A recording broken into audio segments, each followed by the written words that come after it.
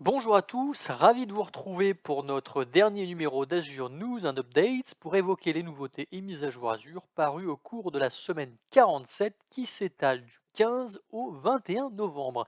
Je m'appelle Arnaud Morvillier, je suis architecte solution cloud et fondateur de la société Grouna, dont le but est d'accompagner les entreprises de toute taille au sein de l'écosystème Azure.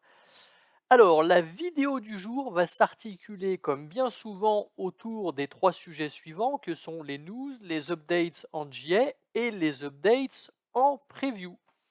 Commençons tout de suite avec les news. Alors, forging a path from telco to cloud with Microsoft Azure. Donc là, c'est une petite interview entre Angèle, qui est le Product Marketing Manager du service Azure for Operators, dédié aux opérateurs telco, réseau, et Ryan, où se cache Ryan? Il est là, qui est l'ingénieur en chef de la branche Network Cloud, qui a été racheté en juin à AT&T, donc par Microsoft, et qui est la plateforme SDN qui héberge et exécute le réseau 5G de la société AT&T. On apprend quel type de soucis Ryan et son équipe ont dû affronter et comment Azure a pu apporter de la valeur hem, aux autres opérateurs à qui le service Azure for Operators est proposé. Voilà, donc petite interview assez sympathique à lire. Ensuite, Microsoft and AT&T are accelerating the enterprise customer's journey to the age with 5G. Donc on parle encore une fois de AT&T dans le post précédent.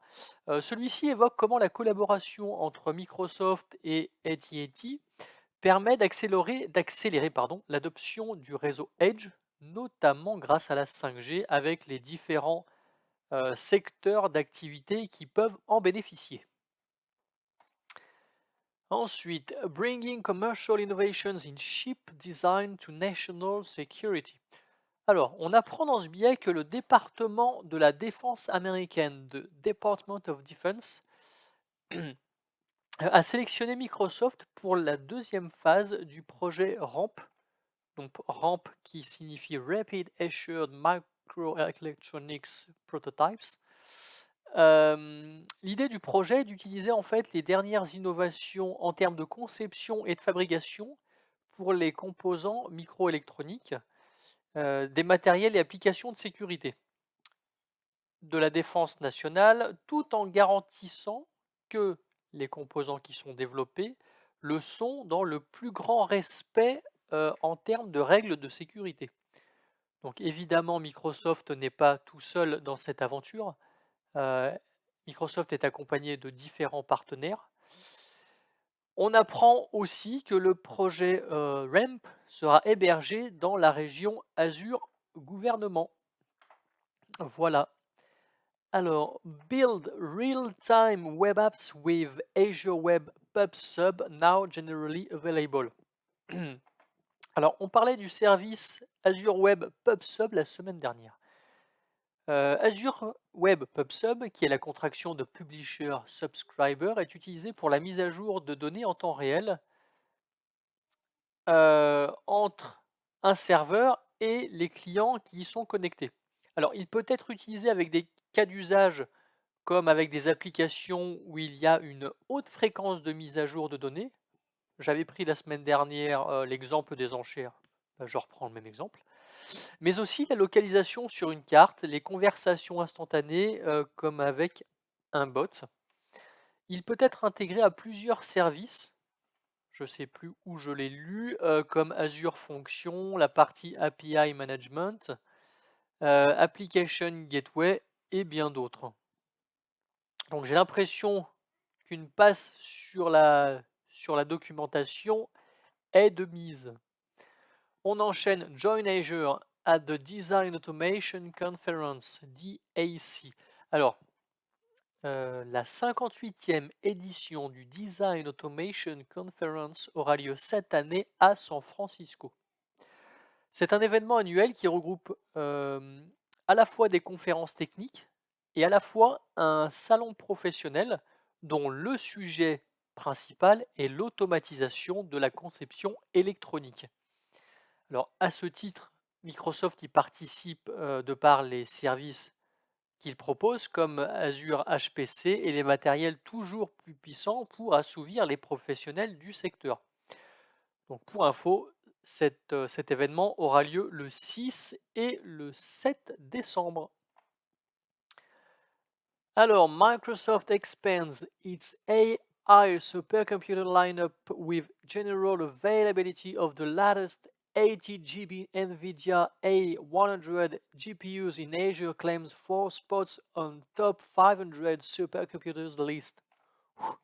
Alors, avec l'arrivée de nouveaux types d'instances, Microsoft accroît son positionnement dans le domaine des supercalculateurs en intégrant le top 10 de la fameuse top 500 liste des supercalculateurs. Alors le type d'instance standard, où il se cache? Où il se cache? Je l'avais vu, je l'ai perdu. Bon, c'est celui-ci en fait. Donc on a le type d'instance standard, donc ND96 AMSR. AMSR. Il est ici. AMSR A100 V4, donc dispose de pas moins de 96 corps, 1900 GB de mémoire, des GPU à 8 fois 80 GB, bref, un truc de fou, comme disent les jeunes. Donc c'est tout pour la partie news. Enchaînons avec les updates en GA. Alors, Dynamic Allocation for Apache Spark in Azure Synapse now generally available. Donc là, vous pouvez maintenant définir comment scaler vos clusters Apache Spark dans Azure Synapse en jouant sur le nombre d'exécuteurs, sur les jobs Spark ou sur le niveau des sessions notebook. Voilà. Donc, c'est bien pour celui qui sait à quoi ça sert. Pour le coup, ce n'est absolument pas moi. On enchaîne. General Availability Increased Connection Limit for VPN Gateways. Donc là, Azure augmente en fait la limitation des VPN Gateway pour les connexions VPN. On avait jusqu'à présent 30 tunnels. Nous passons dorénavant à 100. La solution pour bénéficier de cette solution, malheureusement, on est obligé de supprimer notre gateway et d'en recréer une. Alors c'est pas super pratique, mais aujourd'hui, il n'y a pas d'autre choix. General Availability, New Sweden Central Region added to Azure HD Insight. Azure HD Insight débarque sur la nouvelle région centrale de Suède. Voilà. Ensuite, Azure VMware Solution now generally available in the France Central Azure region. Donc la solution Azure VMware Solution débarque à son tour dans la région France centrale avec tout son lot de fonctionnalités. Jetstream Disaster Recovery for Azure VMware Solution now generally available. Alors Jetstream, c'est une solution de disaster recovery. On l'évoquait il y a quelques semaines. Elle permet de basculer vos VM hébergés sur VMware sur la partie on-premise vers la solution Azure VMware Solution. Il est également possible de basculer les VM hébergés de Azure VMware Solution d'un DC à un autre. Voilà, donc si vous êtes intéressé, n'hésitez pas à approfondir le sujet. General Availability Copy Data to from Azure Data Explorer using Azure Data Factory or Synapse Analytics. Donc un nouveau connecteur arrive à la fois sur Azure Data Factory et sur Azure Synapse Analytics qui permet de se brancher au service Azure Data Explorer, qui va notamment permettre de réaliser des workflows ETL. Virtual Machines Selector now generally available. Alors, Virtual Machines Selector, c'est un outil qui va vous aider à identifier le gabarit de VM dont vous aurez besoin en fonction de différents critères que peuvent être le type de charge de travail, l'OS ou la région notamment. Donc j'essaierai de faire, un de ces 4 une petite vidéo sur ce sujet. En tout cas, l'outil est disponible sur cette URL et ça charge et voilà, en fonction de ce que vous souhaitez, vous pouvez définir par exemple app et je n'irai pas plus loin, vous irez jeter un œil à votre tour. Alors General Availability Azure Machine Learning Updates November 2021. Donc Azure Machine Learning s'arme d'images Docker préconfigurées en fait, dans lesquelles vous allez pouvoir ajouter d'autres packages si vous en avez besoin évidemment. Alors il y a plusieurs avantages comme la rapidité de déploiement, l'amélioration des taux de réussite des modèles machine learning, la limitation des dépendances et l'accès aux conteneurs notamment. Voilà. Ensuite, General Availability Azure API Management Updates October 2021. Plusieurs nouveautés sur le service API Management avec, comme on l'a vu récemment, la prise en charge des API WebSocket, l'intégration au service EventGrid, la possibilité d'importer également des Azure Container App en tant qu'API. Donc bref, plein de trucs sympas, à vous d'aller creuser. East Asia Availability Zones now generally available. Eh bien, la zone de de disponibilité East Asia est maintenant en GA avec tout ce que cela implique en termes d'avantages. General Availability Microsoft Azure available from new cloud region in Sweden. Donc deux nouvelles régions Azure débarquent en Suède. On a Sweden Central et Sweden South et avec elles les zones de disponibilité. Donc par curiosité, je voudrais bien savoir les coûts liés au refroidissement des équipements par rapport à une région standard comme on peut l'avoir en France par exemple. Je serais curieux d'avoir ce petit comparatif. Donc si vous l'avez, n'hésitez pas à me transmettre le lien. General Availability NFS v4.1 Support on Azure Files. Eh bien, la version de NFS 4.1, pour être très précis, est désormais prise en charge sur Azure File, mais uniquement sur le niveau Premium, à la fois en réplication donc LRS et ZRS. Voilà. Azure VMware Solution is now generally available in Japan West Asia region. Donc, quelques semaines avant Noël, ce sont les Japonais qui vont être contents avec la solution Azure VMware Solution qui débarque sur la région Japan West. Bon, pour info, elle était déjà présente sur Japan East. Comme ça, maintenant, toute l'île est couverte. General Availability, Citrix supports virtual apps and desktop service on Azure VMware Solution. Donc Citrix Virtual Apps et Citrix Desktop Service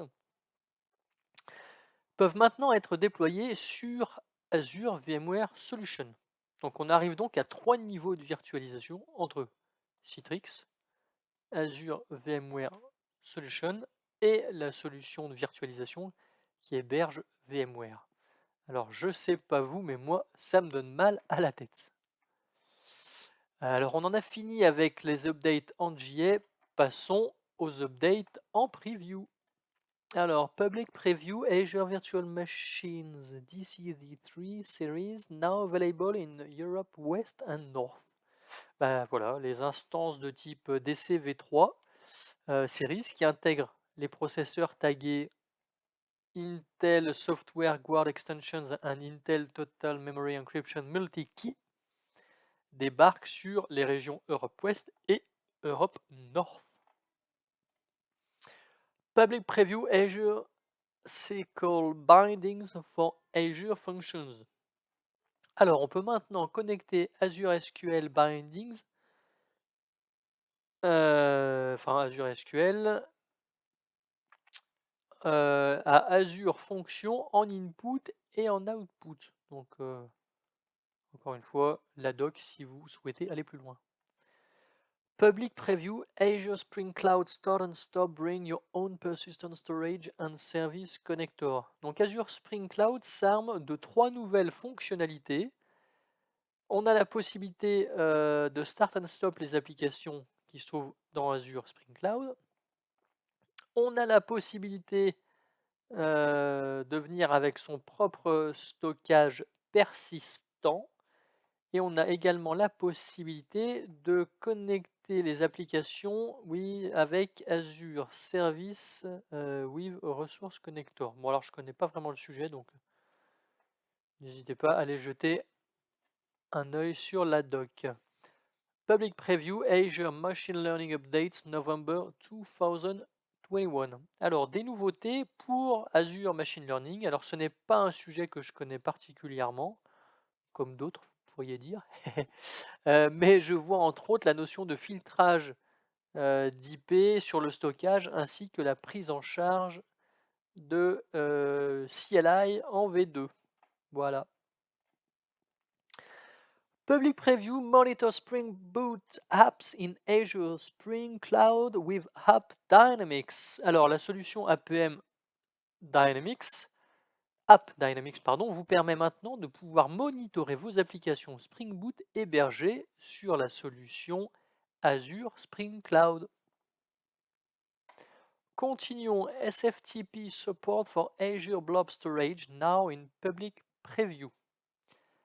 Alors, si vous cherchez un service Azure qui fasse du SFTP, eh bien arrêtez de chercher.